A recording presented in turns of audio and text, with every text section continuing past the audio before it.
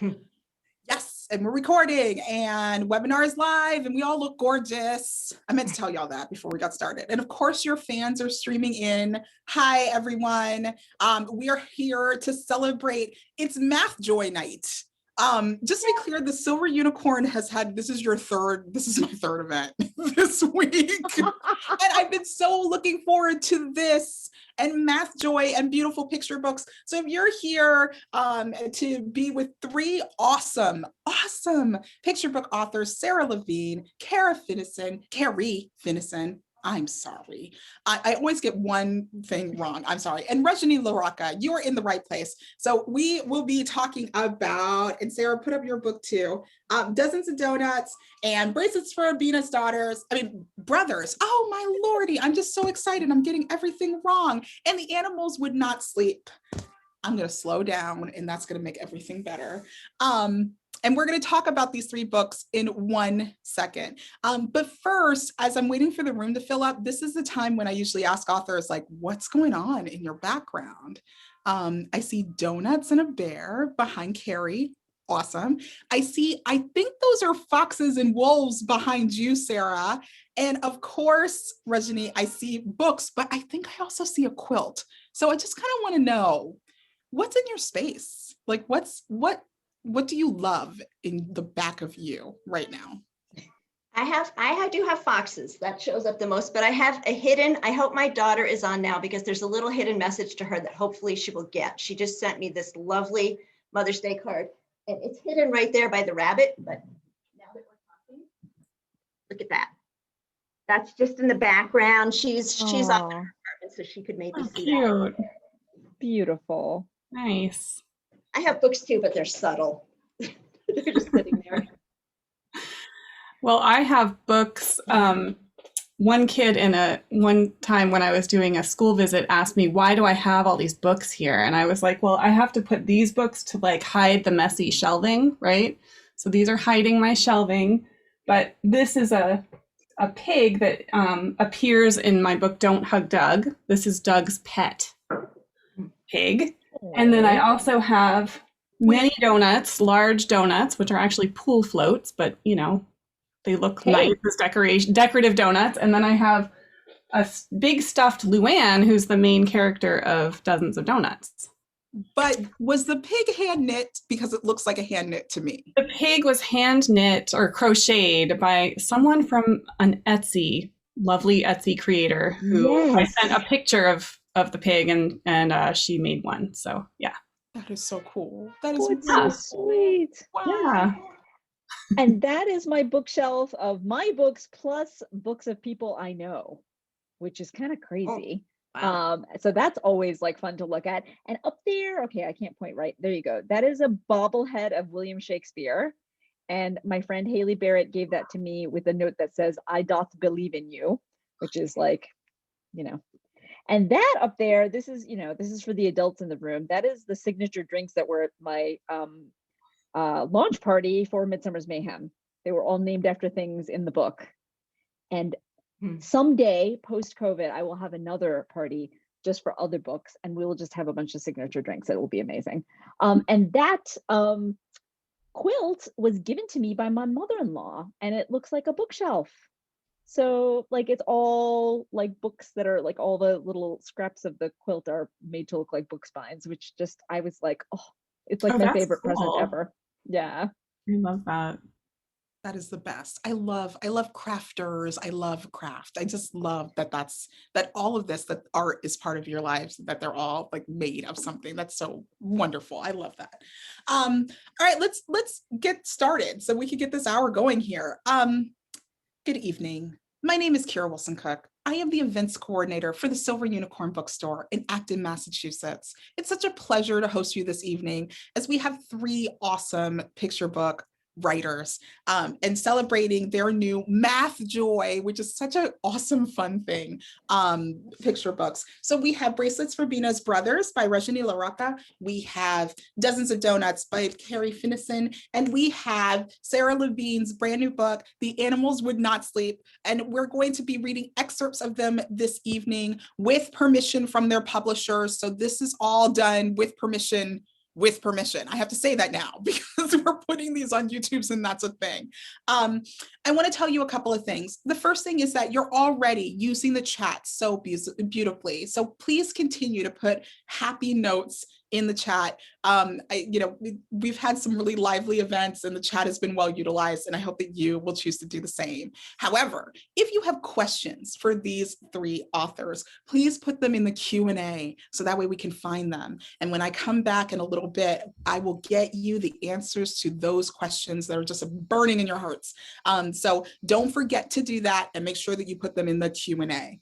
All three of these awesome books are available at the Silver Unicorn Bookstore in Acton. And as a matter of fact, Rajani has, focus, yeah, some awesome autographed copies waiting at the bookstore. And I think, Carrie, that you sent us book plates, yeah? Yes, I have these adorable book plates that the illustrator designed, and she signed them and I also signed them. So, and I sent you some, and I can always send more, so. Brilliant. And Sara, I believe that you did the same, yeah? I did not, but I can. Okay, so that means that if we can you make want, it happen. Yeah. That's so brilliant. So I mean, that means that if you want your own signature on one of these beautiful books, you can get them at the Silver Unicorn Bookstore or at silverunicornbooks.com. Just put something in the comments that says, I would like a signature on my book, please. And if you don't want to do those things, that's cool. Just make sure that you buy these three books at an independent bookstore near you. I think that this is the part where I stop rambling. I will be back around 7:40, 7:45 for the Q&A. In the meantime, though, thank you so much, all three of you, for doing this event with us. I love that we're doing it on math. I love that it's a beautiful day and we're celebrating beautiful picture books. It's just such a joy to host you. Kara, thank you so much for hosting us and for that lovely introduction. And I'm going to start us off. So if you are a kid and you are here and you have a stuffed animal nearby, it would be a good time to get your stuffed animal. We're going to read this book, and this is about a boy named Marco, and he's trying to get his stuffed animals to bed and they're not cooperating. And you can go ahead and have your stuffed animal participate. You can see this, you might, when you watch the book, you might see this is one of the animals named Pink Flamingo, Dancing Flamingo, who's in the book. And this is Birthday Bear. So my stuffed animals came along. Maybe yours want to come along too. All right, I'm going to give you just a moment, and I'm going to share my screen. I can just read a couple of pages, but you'll get a sense of what's happening. And then afterwards, maybe you can buy the book from the bookstore, or you can go to the library to find out what happens at the end of the story. All right, here we go. Gallery view, share screen.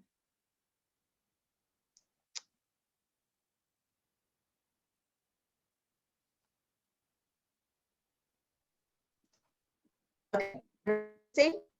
Actually, give me a thumbs up. Are we good? Yes? Okay. This is called The Animals Would Not Sleep by Sara Levine, illustrated by Marta Alvarez McGuinness. The animals were making a ruckus. It's getting close to bedtime, Marco's mom said. Time to put away your toys. You mean time to sort my animals, Marco said. That's what a scientist would do. Marco made signs for his baskets. Now, if you look at the baskets, the one that has the blue sign says flying animals, and the one that says the yellow sign says swimming animals, and the one that has the orange sign says animals that move on land. And it says he put each animal where it belongs. So if you have your animal, you can decide which one to drop it in. So if you have a flying animal, go ahead and fly it in. And if you have a swimming animal, go ahead and swim it in.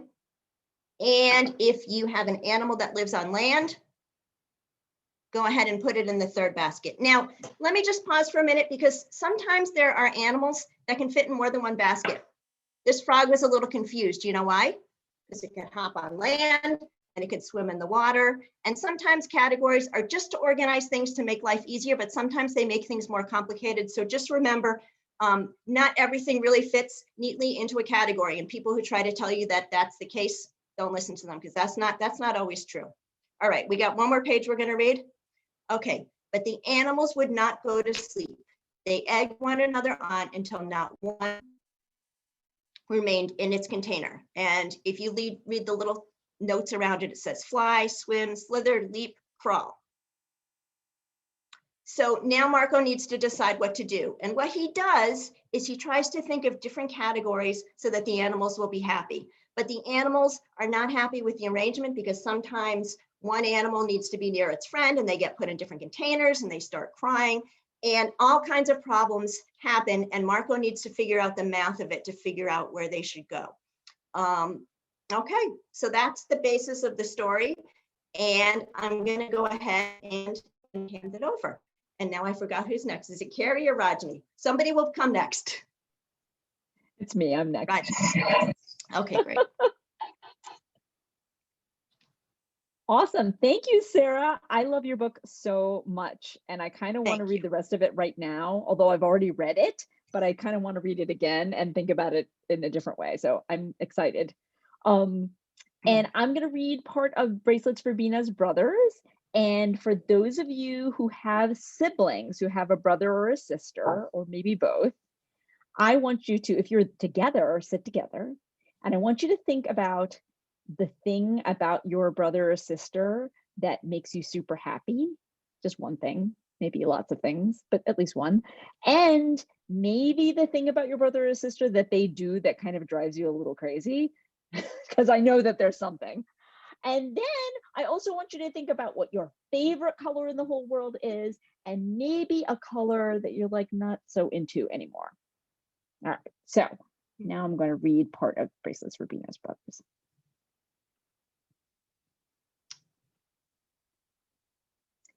Okay, Bracelets for Bina's Brothers by Rajani LaRocca, illustrated by Chaya Prabhat.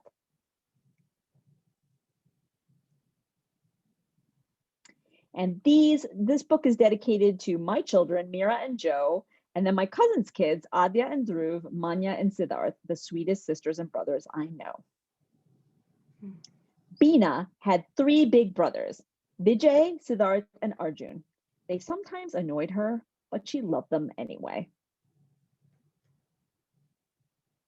It's 1 week until Raksha Bandhan, said Mommy. Shall we buy bracelets for your brothers? Raksha Bandhan was a special holiday for sisters and brothers. Every year, Bina gave each brother a bracelet to keep him safe. And Bina's brothers gave her a gift and promised to take care of her. Then they went back to annoying her. I'm big enough now to make bracelets, Bina said. Thara can help me make patterns with beads. And Thara is the dog. Bina found Vijay reading. How about a story? He asked. His funny voices made Bina laugh. I know your favorite color is blue, she said, but are there colors you don't like? I don't like green. Why, Giggles? No reason, said Bina. And don't call me Giggles. Bina found Siddharth at the piano. The song made her dance.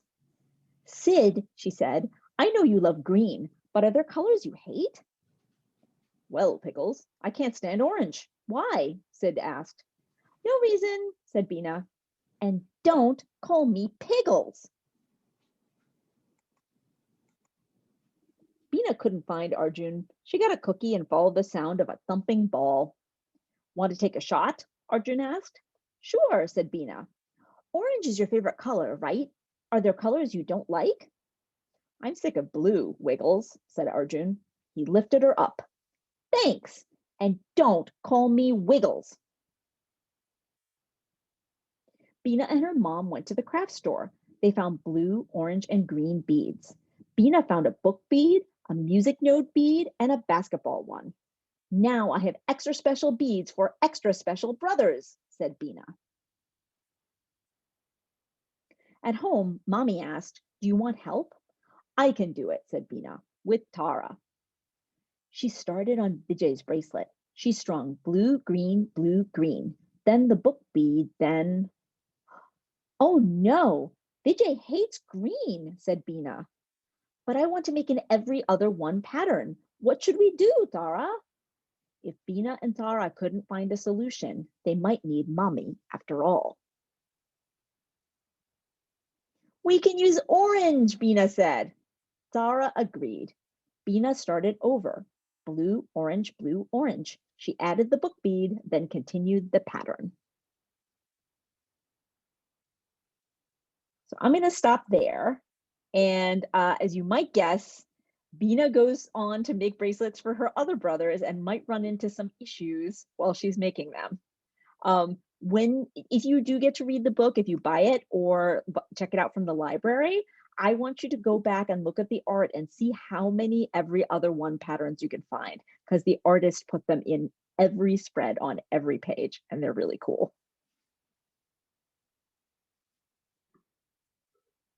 All right. And now I think I'm going to share my book, which is called Dozens of Doughnuts, which was written by me and illustrated by Brian Farley. Before we start, I wanted to tell you two things. One is that the word dozen means 12. So if you've ever been to a donut shop, you know that donuts often come in a batch of 12. And there's lots of other things that come in batches of 12 too. So in this book, Luann, the main character, is making donuts to get ready for hibernation. And her neighbors start to come by, and you can see them here on the cover. And when they do, they ring the doorbell. And it says in the book, it says, ding dong. So what I would love to do is have some audience participation. I know the people at home can't really unmute, but you can say it at home. When the book says ding dong, I will put my hand up to my ear like this, and you guys can say ding dong. And maybe Rajani and Sara, you can help me out with this part. But the Dozens of Doughnuts begin with these donuts on the end papers, which I love to look at and think about, like, which donut do I want to eat, right? So maybe if anyone in the audience sees a donut they want, you can type that in the chat right now. I'm going to share my screen so everyone can see Brian Farley's beautiful illustrations. There we are. Of course, now I can't read the chat, but that's okay.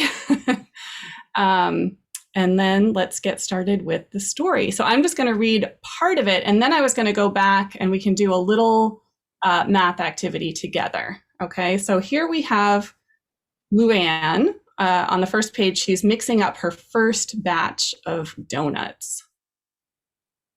Early one morning, as autumn leaves scatter, Luann's busy stirring a big bowl of batter. She'll eat some sweet treats, then warm and well-fed, she'll sleep away winter tucked tight in her bed. 1 dozen donuts hot from the pan, toasty and tasty, and all for Ding ding dong. Woodrow? Do you have enough for a neighbor to share? Sure, says Luann, and she pulls up a chair. 1 dozen donuts hot from the pan, half are for Woodrow, the rest for ding dong. Clyde? Luann, feeling generous, offers her plateful. Donuts? My favorite, says Clyde. I'm so grateful. You're welcome, dig in, I'll make more, says Luann. She measures and mixes as fast as she can. 1 dozen donuts hot from the pan, a few for her friends, and the rest for Ding ding dong. dong. Topsy? I smelled something good. Can I hang for a while?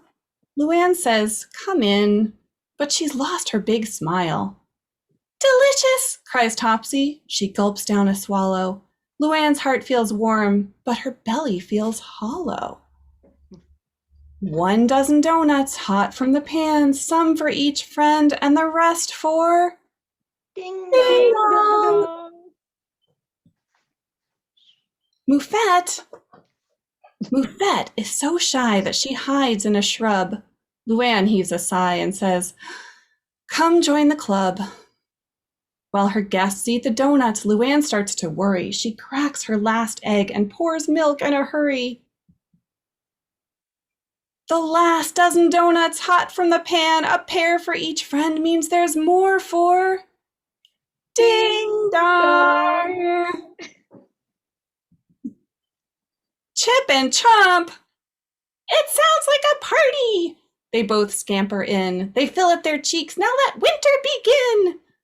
Woodrow pours cider. They all raise a toast, but Luann is fed up with her job as their host. And that is where I am going to stop the story.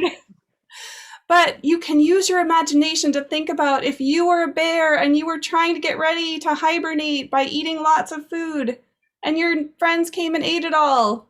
How would you feel? Not happy.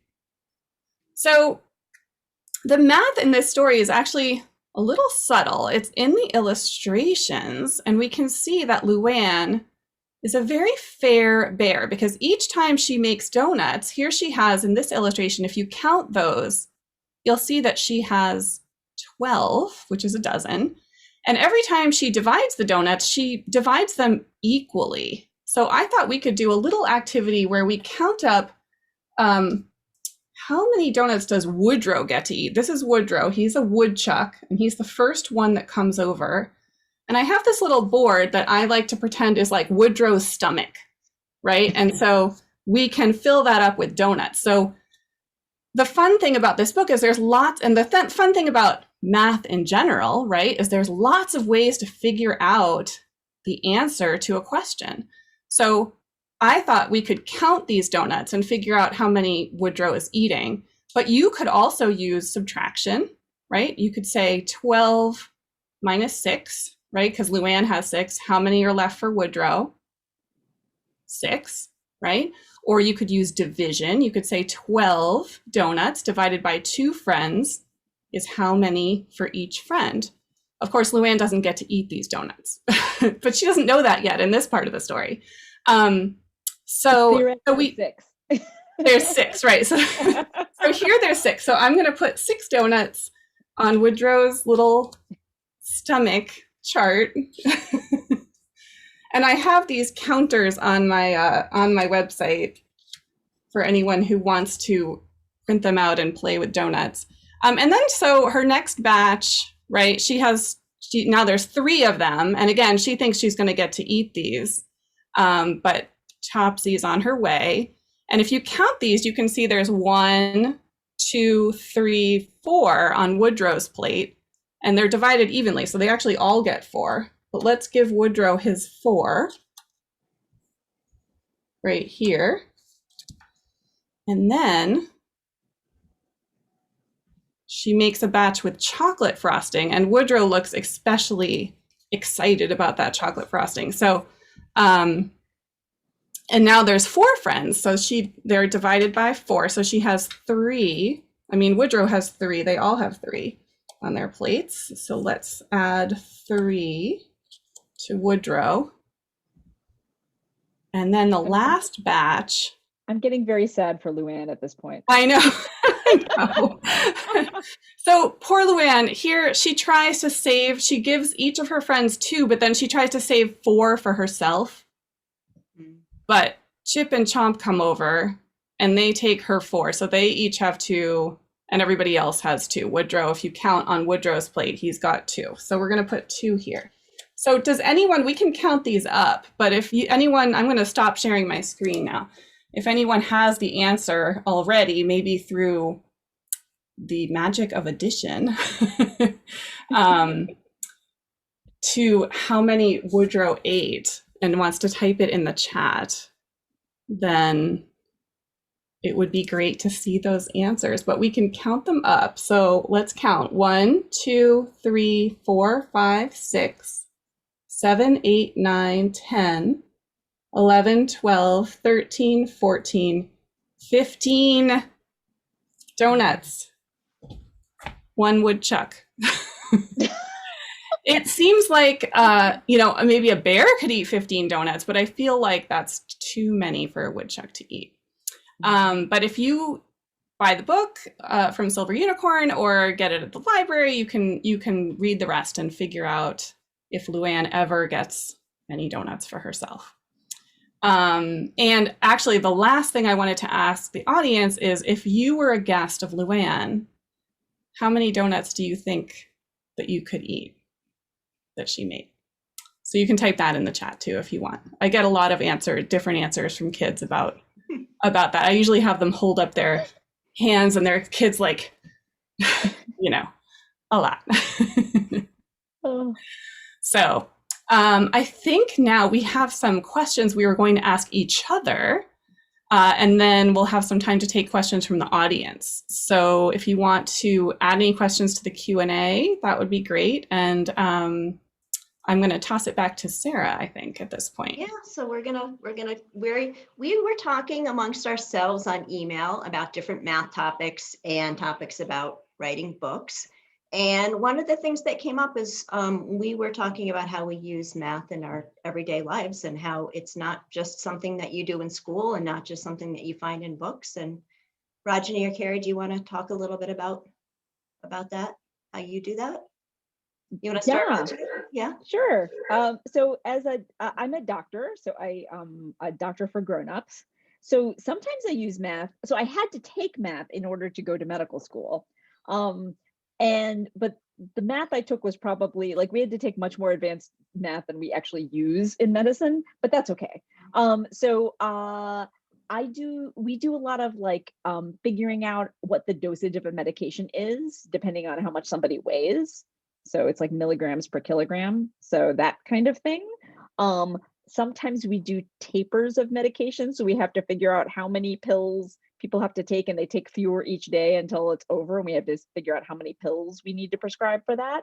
And then in, the rest of my life, I use a lot of math with cooking and baking, especially when I'm like, making something that is a recipe, like I double the recipe, or I have the recipe, or I don't have enough of a particular ingredient and I have to figure out what I'm going to do in terms of other ingredients to make up for it. So there's a lot of that. I will say that I think my favorite kind of math is algebra. That was my favorite. And it's stuff that I still use today.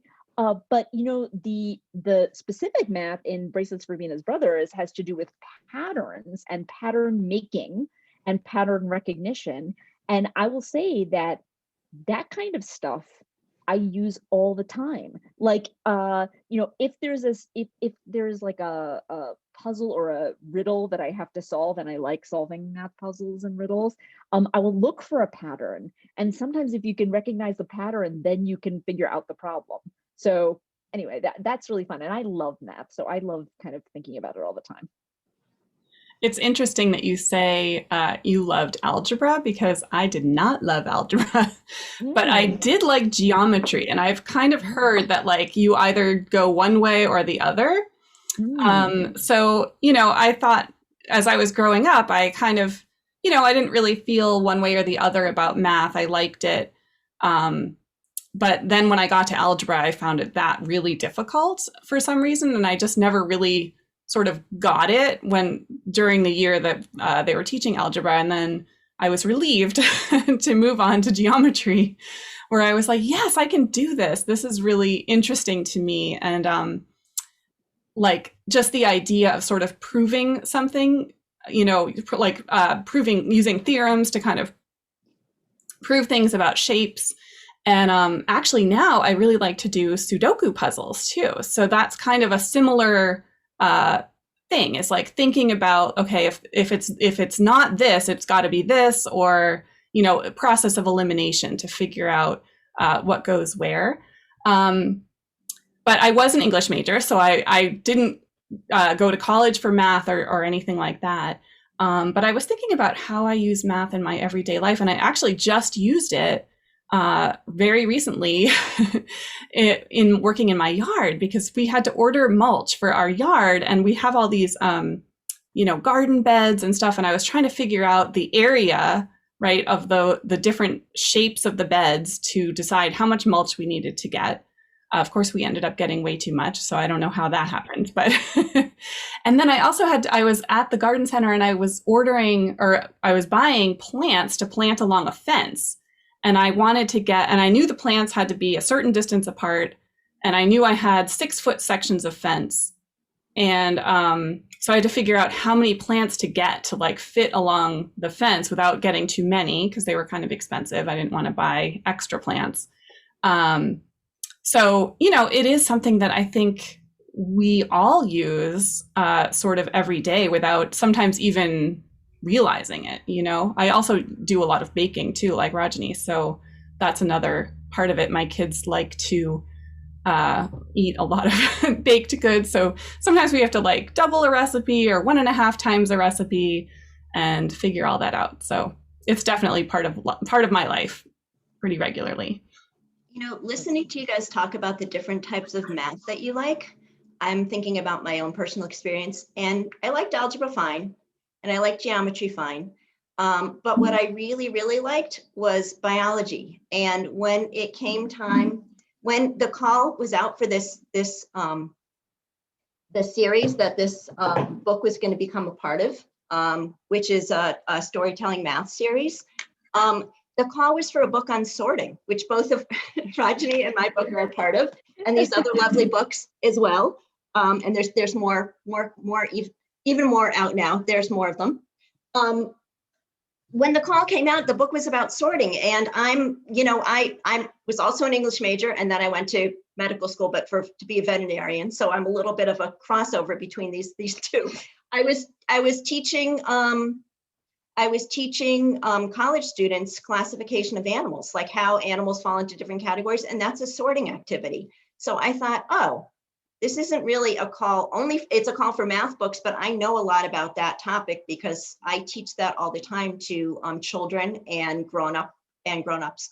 When we talk about how is this kind of tree related to this kind of plant, and how is this kind of animal related to the other kind of animal? What's the difference between animals with bones and not bones?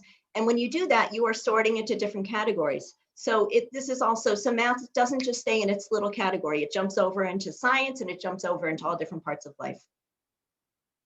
I think that's really true. There's even math involved in making picture books, right? Because the way that the pages are literally put together, they take one big sheet of paper and they fold it, I think 4 times, so that it makes 8 pages, so that it's like 16 pages together, right? And then they cut it. So the number of pages in a picture book is always a multiple of 8, right? So when you're writing a picture book, you have to kind of think about that. Like, is this going to fit in? It's usually 32 pages, but some, like my book, Don't Hug Doug, is 24 pages. And actually Dozens of Doughnuts is 40 pages. So it's kind of an interesting fun fact about books. Yeah. So that actually makes me wonder, Sara, especially because what you were just talking about, what inspired you to write your particular story? Oh, well, I saw the call, as I've already mentioned, and I was thinking about when I was a kid, I had all of these stuffed animals, and I felt like they should all have returned to sleep with me, but that they didn't all fit in the bed. There were too many of them. And I used to try to figure out how to have an equitable rotation so nobody would feel left out. And I thought that might make a good kids book. And also my daughter was also very fond of stuffed animals. In fact, some of her stuffed animals have made it into the book and are still with us. Some have gone on to live with other children, but these managed to. This is Dancing Flamingo, named by Dorothy. And this is Birthday Bear. There's the birthday hat when it's the occasion. It felt like it would be an interesting problem to have, like how a child would sort his or her animals into categories that would make sense. And I also wanted to write a book that was not just about math. I wanted to write it about empathy and kindness. And the thing about Marco in this story is that he's very worried, not only in finding the solution, but in keeping all of his animals happy. And I think that's an important part of being a scientist and being a good person in the world. So that was also important for me to put into this story. Yeah. How about you, Rajani? So Charles Britt had a symposium about storytelling math, and we read a bunch of picture books together involving early math concepts for young children.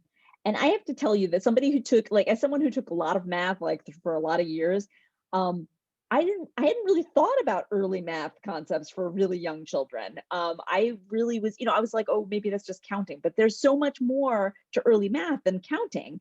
And so when I thought about patterns as a early math skill, I was like, that is so cool. Cause like, think about all the places we use patterns. And then I immediately jumped to like patterns in jewelry and patterns in bracelet making specifically.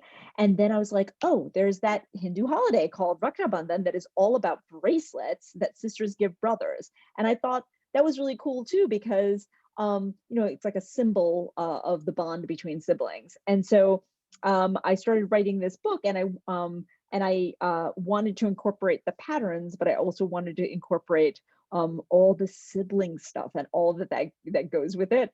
I have a son and a daughter, and I don't know about anybody else, but like the nicknames that they came up for each other were the ones that used to drive the other one batty, and then they would be like, okay, so I won't call you that. But they showed each other love in a way that, like, I was like, wow, here's somebody who really understands you and acts towards you in a way that you really wish. So those were kind of the two things that I thought about when I was writing this book. How about you, Carrie? Yeah, it's funny that you mentioned siblings, because that was a little bit of the inspiration for my book too. Because, I'm sure I was this way when I was young with my siblings, and then my own kids are very specific when they're sharing food about exactly how much they get, each one of them gets, right? They'll count out M&Ms. They will get out the kitchen scale and weigh cookies to make sure that no one's getting like a bigger cookie or whatever. So yes, they're very, they want to be very exact. And so when I was thinking about writing this story, I was thinking about that and how, if this character is constantly trying to be very fair and like give everyone their fair share, but then isn't getting her fair share, what would happen? And especially given that she's a bear and sort of much larger than these other animals that are taking her donuts.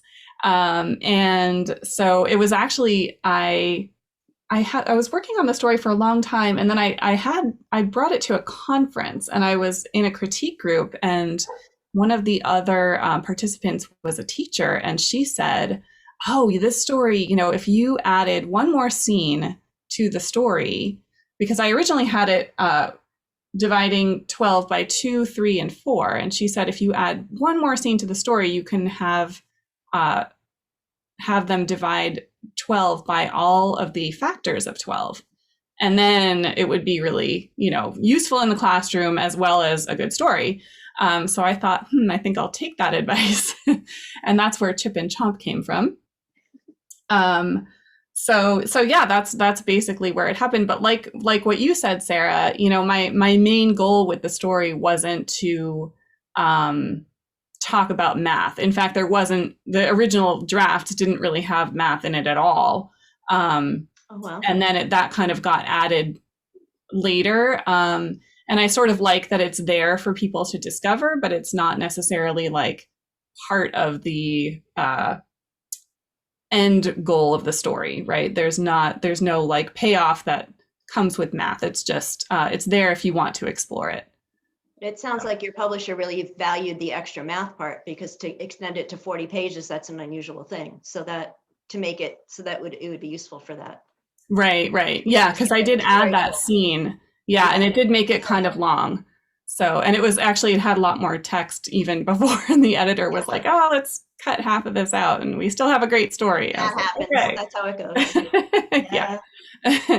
There was, I'm wondering whether we should look at the Q&As, but as you were talking, Carrie, somebody wrote in and said that she was wondering about the call for math books. And I think that's an important question to answer right now, because the publisher, Charles Bridge and Turk, that Rajani and I are part of, is part of a storytelling math series, and that there is a call out right now for math books. So if you you can find us on social media. One of us can forward it to you if you're specifically looking to And it might be on their send it to website, that. Yeah. Charles Bridges website. But yeah, definitely. Because they're looking for early math books right now for this series Yeah, specifically. it's a wonderful series to write for. Definitely. Okay, so last question before we take some questions from the audience. What do you hope that young readers will get from your books? How about you, Sarah? I hope they're going to enjoy it as a good story. And I hope they might learn some math just incidentally and some science incidentally. And I hope that kids that are empathetic and care about animals and other children will maybe see themselves reflected as a scientist in this story. I think those are the main things. Yeah. How about you, Carrie? I mean, I feel like I could almost repeat your answer. I really hope that they, enjoy the story and enjoy reading it together with, their class or a parent or a sibling. And I hope that they do like thinking about the math in the story and how, how to divide things fairly. I feel like kids kind of understand that before we necessarily give them credit for. I feel like I remember my son at age 4 being able to divide things pretty evenly, without even kind of thinking about it. If you asked him a mathematical problem, he wouldn't have been able to answer, but he could definitely take objects and sort them evenly between him and his sister or his friends. But mostly I hope they just enjoy it and want to read it again and again. Yeah. Rajani, how about you? I also hope that kids enjoy the book. I think the art is so just vibrant and beautiful. I hope they really linger with the art because I think Chaya just did such an incredible job with it. And I hope they learn about a new holiday that maybe they weren't familiar with. That's all about brothers and sisters, which I always thought was really cool. I didn't have any siblings, but I had cousin brothers. So like I used to like treat them like my brothers. And the other thing that and I hope that they understand that math in these subtle ways is kind of everywhere. I hope they think about patterns and pattern making. There's some extension activities in the back. And then the final part of it is thinking about how we treat the people we love. Because part of this story is that Bina listens to each of her brothers. And when she's making a bracelet for each of them, she's very thoughtful about trying to include the colors that they like and not include the colors that they don't like. And at the same time, she's kind of standing up for herself and saying, I don't like it when you call me that. And by the end of the story, we hope that the brothers have heard that. So yeah, kind of all of those things, but mainly just enjoy the story and enjoy the art. All right, and I think we have time now for more questions. You are perfectly timed. It's 7:44. Like there are questions in the Q&A. I'm going to invite our audience to add your questions. So if you've been kind of holding off because you've been listening intently and like, this is the time, because there's not a lot of time. So if you got a question, this is it. An anonymous attendee wants to know if this session will be available. It will be online. We're going to put it on YouTube because everybody only read excerpts. So we have permission, I'm pretty sure, just to put these little things online. So you will get to see that later. Bayan, I hope I pronounced your name right, wants to know, how would you recommend a writer begin a math story? I think that you talked about that a little bit, just like the journey as to how you got there. And I get the impression that the answer is start with a story and then add math. That seems to be what you did. But can you talk a little bit more about that, please?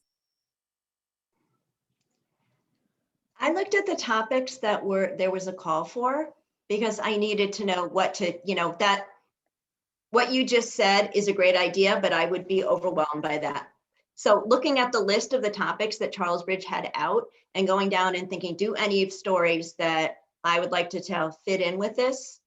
And then the sorting one just jumped out at me because, as I mentioned, it's a science concept and it's I just started thinking about stuffed animals, and it kind of came together. So, it's very hard to tell how to plan it. It's a creative process, but I think having a little bit of sometimes when there's guidelines, that makes things, that makes ideas bloom more than when it's just write about anything, so if this was kind of an assignment that I wasn't given, but I chose to take. And I think starting with the list of topics might be a good plan.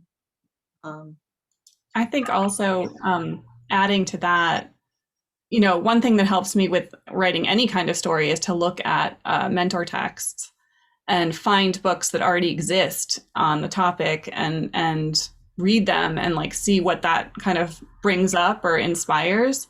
And there is, there's a bunch of lists out there. If you just Google like math picture books, you can find lots of lists of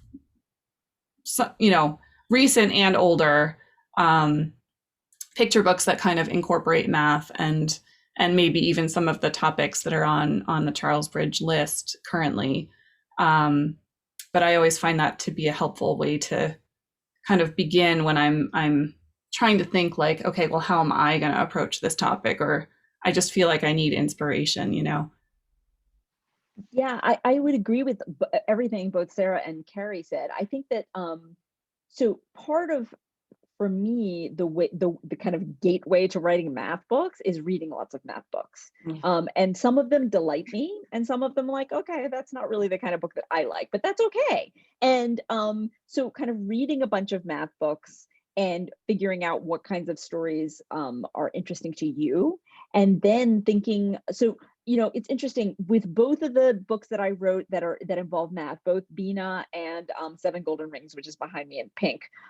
They both started with the math. So for Bina, I was like, oh, patterns, and then I thought bracelets, and then I was like, that's it. It's a story about a girl and her brothers. And then I kind of wrote this. With 7 Golden Rings, it involves a kind of more complicated math puzzle. And I started with that, and then I made a character who had to solve that puzzle. And so then I created an entire story around that. So they're kind of, and they're very different kind of levels of math, I would say. But what I would say is just kind of figure out what kinds of math stories inspire you and then go from there. And then, like Sarah said, if there's a particular math concept that speaks to you, then brainstorm a bunch of ideas about what kind of story would go with that kind of math concept. And the idea with the mentor text, I also did that. And a great place, there are 2 big math awards where I found great picture books for children. And one of them is the Mathical Book Awards. And the other one is the Cook Prize, which is out of Bank Street School. They award STEM books every year. And I found a number of really good math picture books for kids through that. So just 2 ideas. Right. And Mathical, I think, is mathical.org. Is that right? That sounds right. Yeah. Rajani's being modest because she actually, and Sarah, you won an honor from them too, didn't you? Yes. So, you guys. Modest, I was putting it right out there. Prize-winning books. That is so awesome. Tina wants to know, and this goes straight to the Charles Bridge, which there seems to be high interest. So to write a math story for Charles Bridge, now that they've already started the series, would you suggest to look at what math standards have not been covered and try writing a story? I'm a kindergarten teacher as well, and I love using math literature in the classroom. I already use Carrie's book. Hi, Tina. Hi, Tina. These guys can probably answer better than me, but I think I read the recent call for submissions from Charles Bridge, and I think they did specifically list some topics that they want to see. So they did give you like ideas of specifically what to write about. So I would start there, and then, if you have other ideas too, that, they might be open to that, but I always like it when a publisher tells me what they want me to write. And you can also see what topics each storytelling math book has covered, like in the description. Yeah, and just on the screen, it just popped up. Marlene Kleiman, who is one of the editors from Turk, the organization that is sponsoring and running this this series, just said that they are open to other ideas as well. So just if somebody missed that, there it is. And by the way, Marlene is amazing. Math Like editor, this, storytelling math. all It's our these- official all these- title. Apologies, Yeah. Marlene, if I didn't get that exactly right. storytelling math books not only get a regular bunch, like round of revisions with an editor, the math editing is fascinating, and it Yep. involves both the words and the art. It's so cool. Yeah, it was a wonderful process. Very educational and entertaining, both. Yes.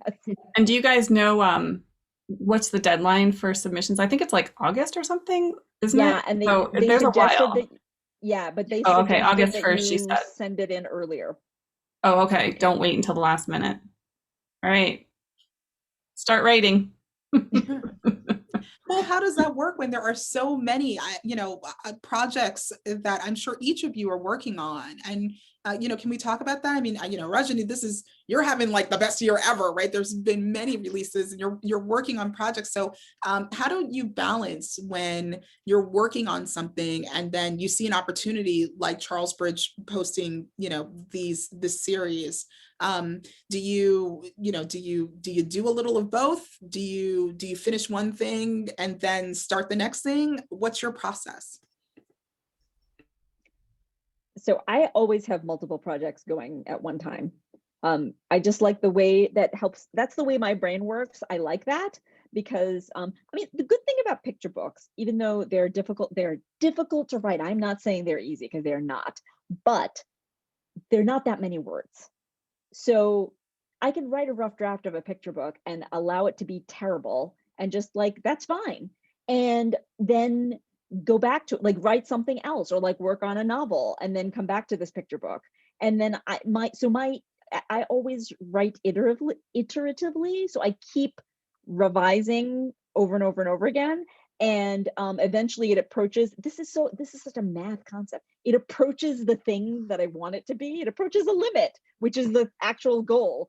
And it may not ever get there, but it gets closer and closer. So I first try to like seize upon an idea, and when I get one that like makes my heart leap a little bit, I'll just like write it.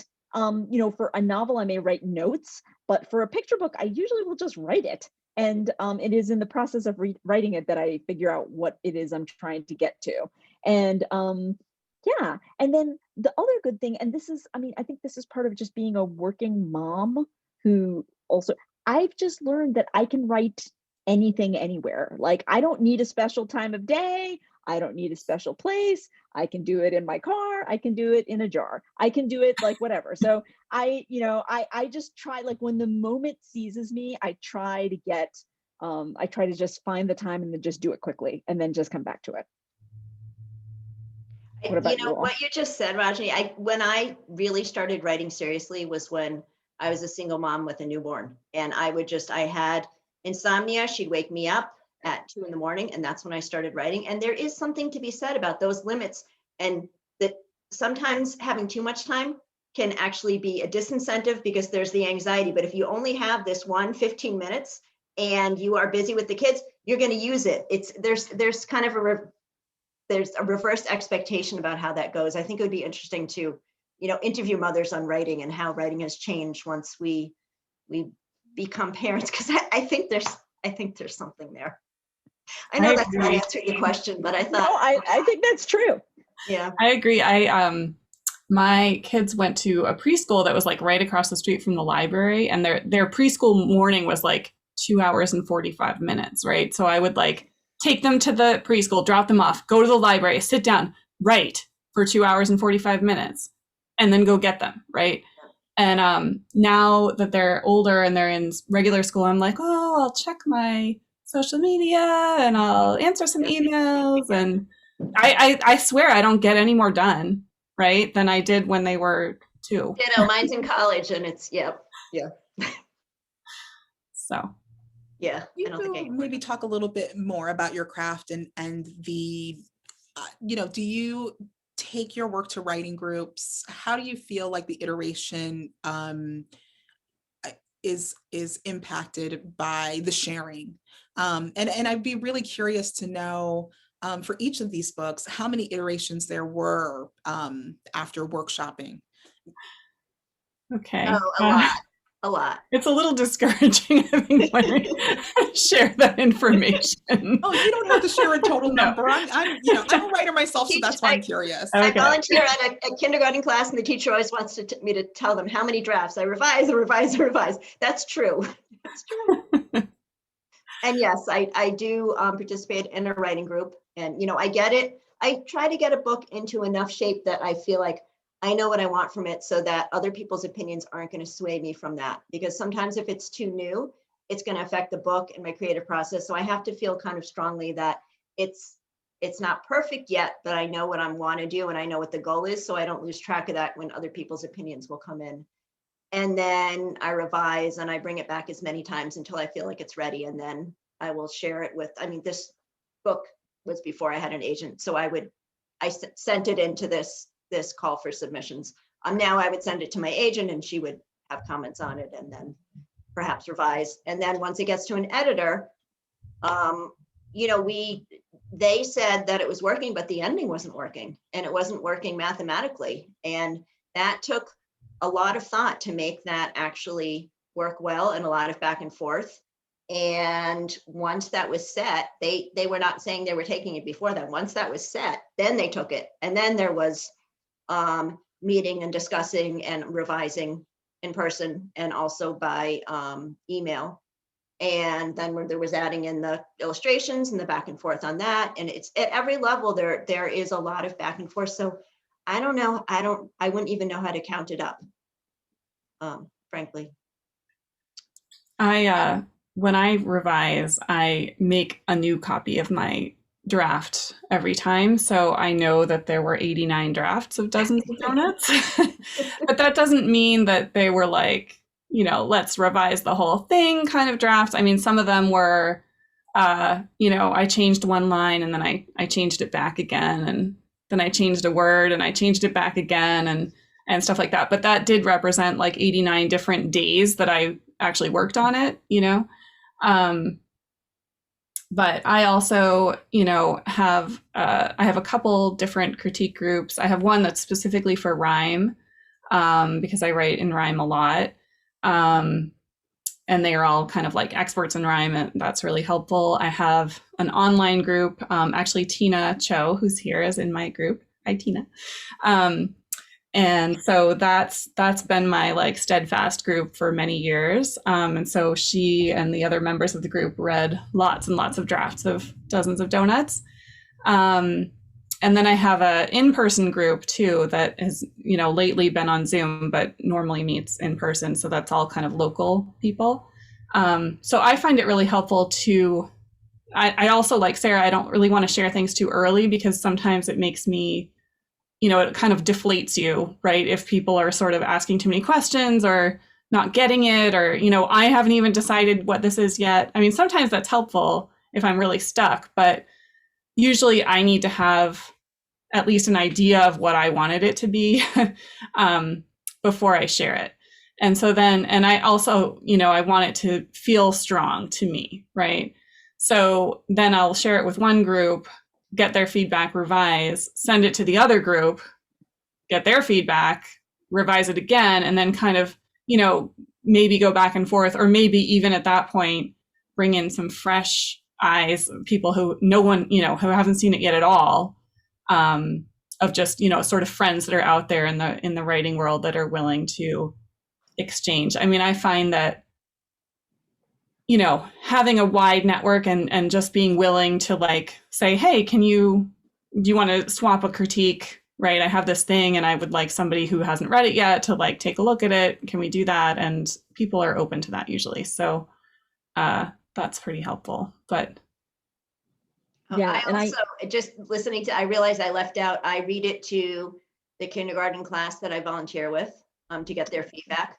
And I have my daughter read it, and I read it to my niece and nephew who are 3 and 5. So, you need to read it to people of the right audience also to see what parts are going to be. Sometimes humor doesn't translate, and sometimes there are areas when you're reading it where you end up emphasizing it and realizing, oh, I need some more words in there to make that point, jump out. So Yeah, and Don't especially forget the kids. Don't forget testing it on the kids. That's very, very important. Yeah.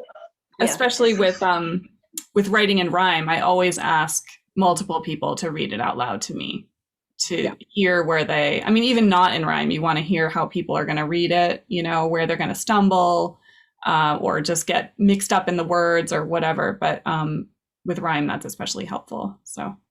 And I also have 2 critique groups that help me out through my many, many, many revisions. And I also save one each day. So I think I have like 17 or something for Bracelets for Binas Brothers, which is like on the low side for me. So because I think there were more for 7 Golden Rings. I think we there were learned nearly 70 for that one. Yeah, that was like that's one of right. the first picture books I ever wrote. It was I didn't know how to write a picture book. I didn't know what it was at that point. It took me a long time to figure it out. Well, it was magnificent. It was so Oh, cool. thank you. It was. It's still cool. I still read that one to my boys. It's like in the other room. I love that book. Thank you. This has been fabulous. And the hour, it flew by. I can't believe that, you know, it's 8 o'clock. It's just wild. You have so many fans here. Are there any just like final thoughts that you'd like to share or just say, or anyone you want to acknowledge before we say goodnight? I just want to say that I had so much fun, and one of the best parts of being a writer is meeting other writers. And Sara and Carrie are just like 2 of my favorite writer friends, and they're lovely. And I love all of their books. So I'm just like completely obsessed with their books. So I'm so glad I could be here with them. I'm so glad too. And I love your books too, Rajani, and yours, Carrie, and my niece and nephew have copies, just in case you're wondering. And Rajani, thank you for initiating the organizing of this. This has just been lovely. This has been awesome. And yay, math. Karen, thank you so much. Yes, and thank you to the Silver Unicorn for hosting us. Please and try to support the Silver Unicorn. Yes, and all like local bookstores. I feel like, you know, we're finally coming out of this pandemic, and we need my to first get in there and support them, but especially this one. This one does really, really good talks with local authors, and that is really important to us. It really helps us share our work with other people, especially in times like this where people can't go into bookstores. This has kept us going. That's right. Really Although you can go in now. You can go see in their store now and browse, and they have a special door that is kid-sized. It's so awesome. It's a really cute store. Great. So sweet. This is the part where I say, for the last couple of events I've been saying, we can let 7 people in the store, and we want one of those 7 people to be you. So please come visit us. And then the CDC messed with all the guidelines today, so I don't actually know what the new number is going to be. So everybody just be cool. I'm just going to stick with the 7, y'all, and say, listen, come visit us. We are open. And we can have 7 people in the store. Make sure you're one of those 7 people. Like, come get these beautiful books. Bracelets for Binas Brothers is available, and we have signed copies, and you want one. Like, come get this beautiful book. Come get and find out what happens to poor Luann. My goodness gracious. Come get Dozens of Doughnuts. Like, come get this book. All right. And come get, Sara, put up your book one more time. The animals just wouldn't sleep. Yes, the animals would not sleep. Come get this book. Find out what happens next. Showing up Thursday, right? It's coming Thursday. It's just a late arrival. Yes, so sorry about that, but they're coming, and we have book plates and awesome things are happening. So make an order at silverunicornbooks.com. If you're not local, if you are local, come see us. And if you're too far away and that's too much like work, that's cool. But just please make sure that you pick up these 3 books at an independent, emphasis on that, independent bookstore near you. In the meantime, as we leave this pandemic and go into a new world, stay safe out there. We look forward to seeing you super soon. And y'all 3, come visit us again. We love hosting you. We're going to host you again, Rajani, next week. What? No, next month. Next month. Oh. See, it's like things go too fast and then not fast enough. I know. Yes. We will see you next month to launch your brand new book. Do you have a copy of it? Like, you don't have a copy of it. Hold on, I have it. Okay, we're just gonna make that plug, y'all, because it's such a big deal. Don't fall over. Okay. Yes. Yes, Much we Ado are About launching Much Ado About Baseball next month at Gardner Field here in Acton, Massachusetts. Person So, outside. Woo! yes, and Yes, it's our first in person since the start of the pandemic. So this is like not a little deal, not a little deal. And you may not know this, but there's a lot of math in this book. For everyone who loves math, this is a very mathy book. It's about two math competition rivals who end up on the same baseball team during the summer. So, and there's magic and there's food. So, I mean, really, do we need anything else? Magic, food, and math, y'all. Magic, food, and math. So, Math, magic, food. You if got you're it. itching to come to the bookstore, like do it, and also come for this launch. Big deal. Thank you, Rajani. That's so awesome. Okay, I think that this is it. I think that this is the time when we say goodnight. Stay safe out there. See you soon. Actually, see you soon. Good night, y'all. Night. Bye. Bye.